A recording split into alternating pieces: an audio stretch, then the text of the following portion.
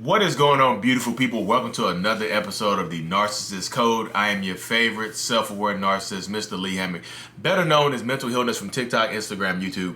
You know where to find me at. If this is your first time seeing my face or hearing my voice, I am a diagnosed narcissist. I have narcissistic personality disorder, and the point of my entire platform is to bring awareness to this disorder and to also validate the victims and survivors of this disorder as well. So, today's episode is going to be about the narcissist hating you. When I'm doing my one-on-ones over Zoom and all that other good stuff, that's one of the most common terms that I hear from people. They say, I think the narcissist I was with actually hates me. And a lot of times I agree with them. I was like, yep, they did. And I know that's not what a lot of people want to hear, but let me tell you why the narcissist hates you.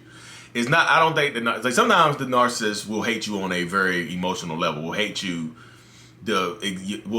existence because they literally hate you and want to see you, they want to see you in the ground. You know what I mean? But a lot of times the narcissist hates you because of how you make them feel about themselves, how you make us feel about ourselves. I use them and our interchangeably, just when I'm talking. But the narcissist will hate you because of how you make us feel about ourselves. Like you become a mirror, like somewhat of a mirror to the narcissist. Like you reflect back all the bad qualities that the narcissist has. They were like that we have shown you because you know who, like the people closest to the narcissist, you know who we really are. You know what we stand for. You know our ticks. You know what triggers us. You know what it looks like behind the mask. So you have a power over the narcissist that we absolutely hate. I remember just like saying, well, my wife used to go. We used to go places and stuff like that, and people be loving her and caring about her and stuff like that. She was so funny to everybody else, and people like being around her. I used to hate that, like literally. It made me feel like crap. I'm like, this woman like literally makes me feel like crap. Because everybody else loves her because like she's just naturally lovable. I have to work hard for people to like me. I have to work hard to blend into environments and stuff like that. And here she goes just gallivanting around the places. And I think internally I started to hate that about her. I didn't hate her. I hated that about her because she made me feel a certain type of way about, myself. You know what I mean? I felt a certain type of way about myself because of, the good qualities that she was exuding in public. People liked those good qualities and people didn't necessarily like me. Maybe people like me. I have a good reputation, but when I'll go somewhere with her, she would get the attention. Attention would be focused on her more than it was on me. The little narcissist, how the narcissist mind works. Like, we don't like that very much, now do we? So in that situation, like I used to look at her and just be angry. Like I just remember just feeling just pure anger and just like disdain for her for absolutely no reason. And it's because like I remember in those moments, I just like, she makes me feel like crap right now without trying. Like she just naturally makes me feel like crap, and I just hated her for it. Like I said, I didn't hate her. I didn't hate her emotionally. I didn't want to see her put in the ground like death or anything like that. I just hated how she made me feel about myself. So yeah, in a lot of situations, it is, it does become true that the narcissist hates you because, how you make them feel about themselves. Like you might be the life of the party and people like you, people don't like the narcissist. And they'll like, because you can make us feel this way about ourselves, the narcissist will punish you for it. Over time, the longer you are with that narcissistic person, the longer you are within that narcissistic relationship or within that dynamic, the more insidious it gets, the more blatantly disrespectful they become. A lot of times, the passive aggressive behavior will elevate to active aggressive. You know what I mean? Sometimes people get physically violent. Not me. I've never been physically violent towards my wife. And other people are like, yeah, you have, Lee, because you know what? My husband was. Like, not all narcissists are like, there's not like a one-size-fits-all shirt that narcissists wear. Like, hey, you finished that shirt, narcissist? My narcissistic brother or sister, you finished with that shirt? Let me try it on and see if it fits. One size fits all. Nope. That's why I don't like the blanket statements of narcissism. You mean just like all narcissists are this. I get the all narcissists are bi comments. All narcissists are hiding their, sexuality behind masks and stuff like that. I was like, no, all narcissists are not. To each their own. You know, I love my gay brothers and sisters, my transgender brothers and sisters, you know, my non-binary folks. You know, I love y'all. Y'all, you know, live the life you want to live.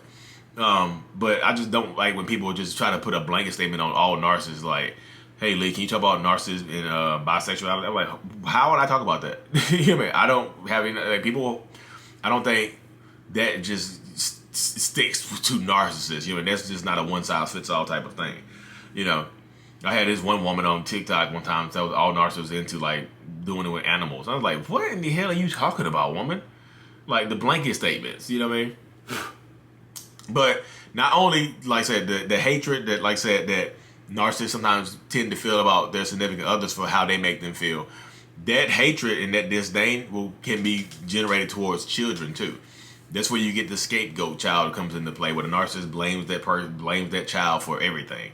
You know, blames the child, treats the child worse than he treats the other kids, or she treats the other kids. You know what I mean? Just overall is a terrible person towards their kids, because their kids shine that mirror back on, shine that mirror, hold their kids or the significant others, or their friends or whatever, whoever it is in a narcissistic relationship paradigm. Hold that mirror up to the narcissist, and the narcissist, we don't like what we see. Like, you know, kind of like like a vampire. You know, a vampire sees their reflection, they just burst into flames. It's kind of like narcissists, like, I don't like it. You know what I mean? Really, because deep down internally, like, you know, narcissists, like, we are uncomfortable with who we are deep down. I know, let me speak from personal experience. Like, I just know deep down I'm uncomfortable with who I am. Still to this day, I'm getting more comfortable with who I am, and that's what the goal of therapy is, to be more comfortable with my true self, whoever that is. I'm still trying to figure out who my true self is. But the mirror that my wife and kids hold up to me now doesn't always reflect badly towards me anymore. I think I have good reflections now. I think I have good memories and good times as well now. I think I reflect back good energy, because I've been around her so long, and being in therapy and putting in work, that I've been able to absorb some of her good energy, absorb some of my kids' good energy. I got the best kids, y'all. My kids are amazing people. You know what I mean? In spite of having a narcissistic dad for most of their lives, you know what I mean? My kids are amazing people, in spite of me, not because of me, in spite of me. Sometimes I'm better now. But yeah, like, so the narcissist, sometimes they hate you. Like, I know that sucks to hear, but like I said, and sometimes, like, I know the way I described it in his podcast or in his video and whatnot, the way I described it it's not a one size fits all thing either, because sometimes the narcissistic person will really hate you and want to put you down in the dirt, and that's when you start shifting to the sociopaths and the antisocial people, when they start shifting a little bit more to the no empathy, not the lack of empathy.